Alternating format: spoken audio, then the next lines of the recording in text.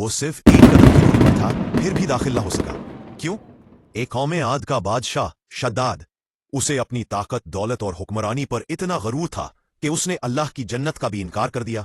जब उसे आखिरत की जन्नत के इनामात बताए गए तो उसने तंज किया, मैं आसमान की नहीं, जमीन पर एक ऐसी जन्नत बनाऊंगा जो इससे ज्यादा खूबसूरत होगी। शद्दाद ने जमीन के हर कोने से सोना, चांदी और हीरे जवाहरात मंगवाए। सैकड़ों सालों तक उसके मजदूरों ने अरम जातुल इमाद की बुनियादें खड़ी की।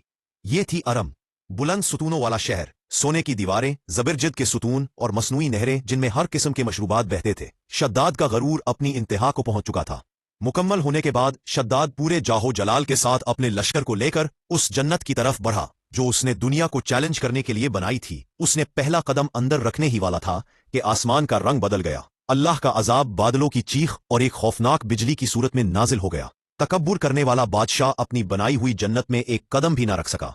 वो, उसका लश्कर और उसका सारा गरूर एक लम्हे में मट्टी में मिल गए। सिर्फ इबरत बाकी रह गई।